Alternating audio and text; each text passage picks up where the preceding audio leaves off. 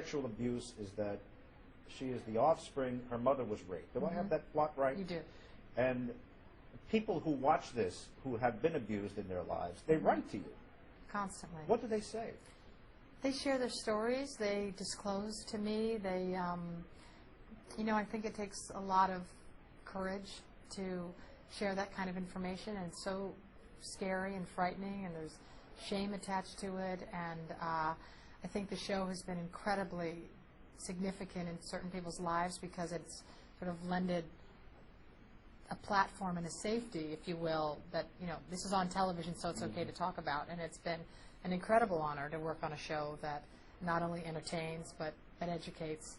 And so I think that it was so beautiful because, you know, the first step was to me because they trusted the character and it was far away. And that's why I was so moved by their stories and by the statistics, quite frankly, that it made me start the Joyful Heart Foundation to bring more awareness to sexual assault and domestic violence and child abuse. When they write to you, what are they seeing in that character? A strong person, a protector, I think someone so. who empathizes? What do they say? I think they see somebody that understands and believes them and will champion them and champion that inner voice that sometimes that they're scared to have. And I think, you know, when one discloses or shares their story, are not always met with, you know, a safe, loving, compassionate environment. I think people can be scared or not know how to handle it, and so I think that they think they feel safe with me and helping, and I hope that they will take the next step and actually go to a health professional that will help them and guide them and seek them and give them the proper support that they need.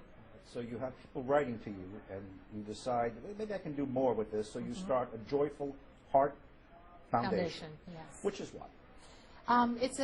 We started a foundation, and our mission statement is to help heal, educate, and heal and educate survivors of sexual assault and to shed light on these issues.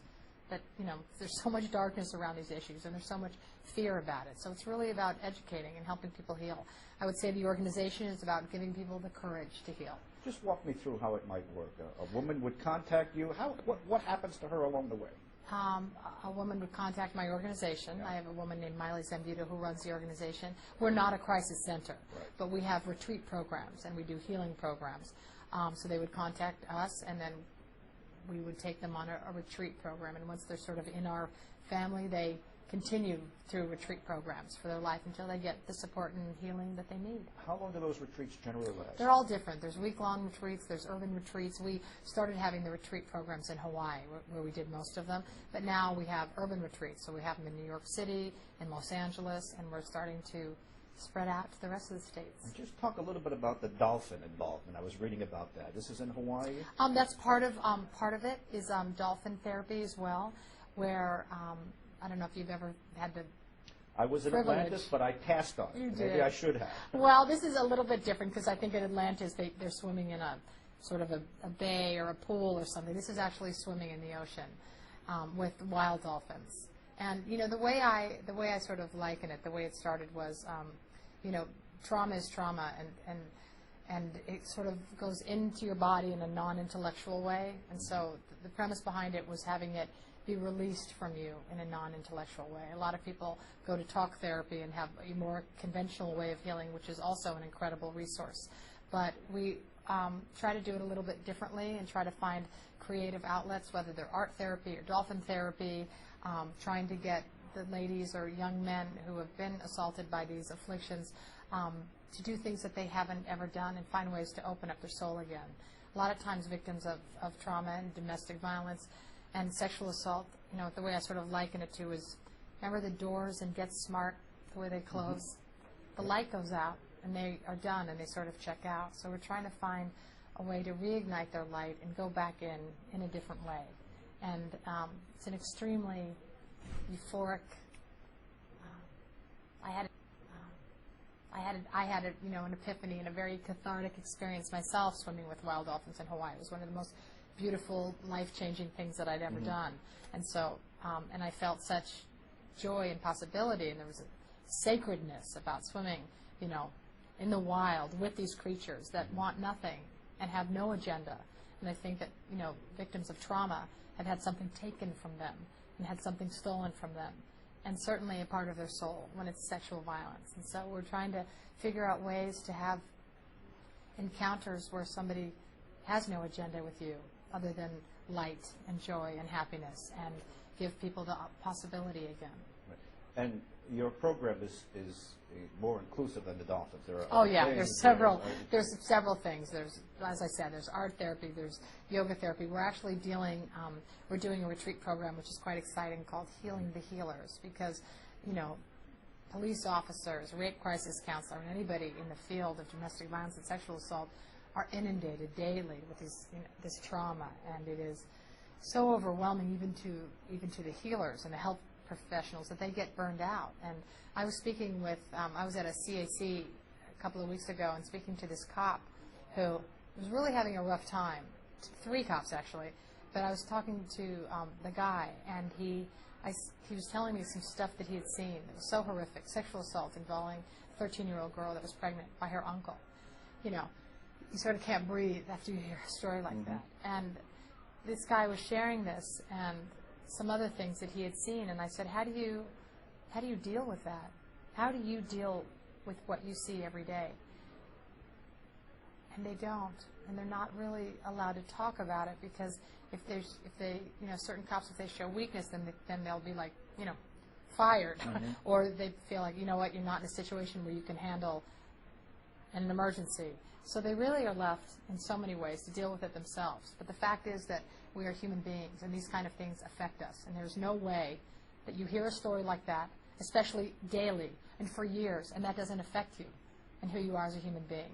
So we're finding ways to replenish somebody's soul, to actually get it out of them so they can be present and free enough to actually be good for somebody else. Because if you're so full and have your own stuff going on, how can you possibly be there for somebody else? And how can you possibly guide somebody else and handle a situation if you're so traumatized by what happened? And I don't know anybody on this earth that can deal with that kind of horrendous, inhumane crimes that happen and not be affected by it.